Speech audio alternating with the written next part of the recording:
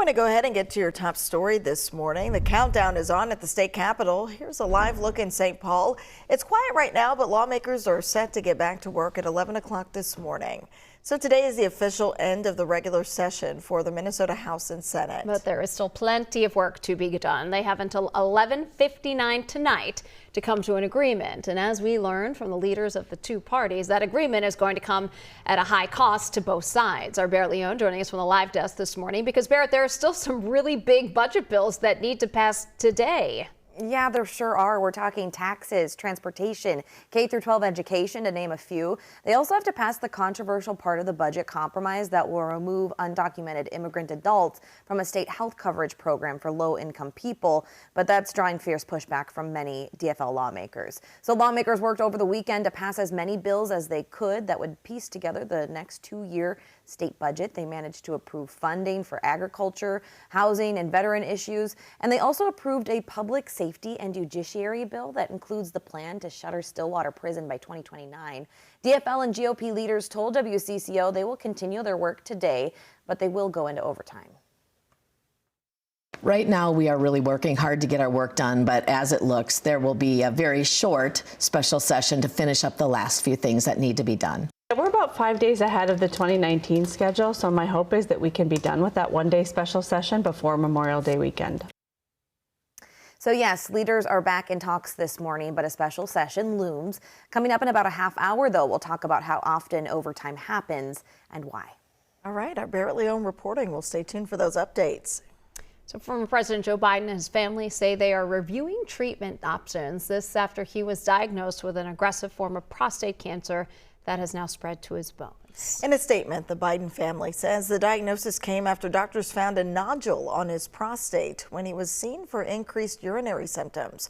Our Pauline Lee joins us live in the studio with a closer look at the prognosis and how Minnesota leaders are reacting. Good morning, ladies. And let's face it, one of the biggest challenges here for the former president is his advanced age. But even so, cancer doctors say there are effective treatments available. More on that in just a moment. But first, leaders from all over the world, including right here in Minnesota, are sending their well wishes to the former president after his announcement over the weekend.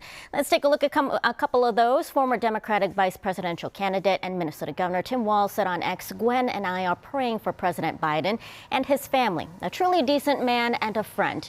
We are wishing him all the best." And on the flip side of that, arguably one of his harshest critics, House Majority Whip and Minnesota's highest-ranking Republican Tom Emmer said on X, "Jackie and I are praying for former President Joe Biden and his family during this difficult time, and we wish him a full and speedy recovery." Now, in a statement, the Biden family said the cancer, quote, appears to be hormone sensitive, which allows for effective management. Experts say there have been tremendous progress in treatments of prostate cancer over the last decade and a half. Patients, even who are diagnosed with more aggressive, more advanced stage disease, can live many years and have good quality of life.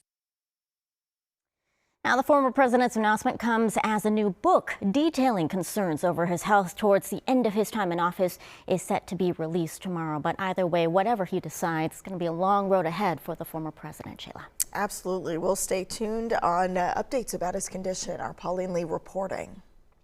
It is now official for the 267th Pope. The Catholic Church inaugurated Pope Leo XIV yesterday. So he arrived to the Mass at St. Peter's Square. This is in the Pope Mobile.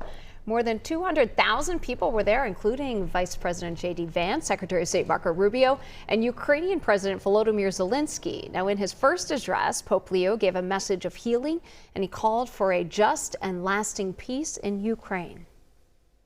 In any group, he's the least to speak. Doesn't speak, much, but listens a lot, which Pope Francis already said is believe it or not, is the key to world peace. After the ceremony, Pope Leo met privately with Zelensky. The Vatican says that the pontiff is prepared to host peace talks.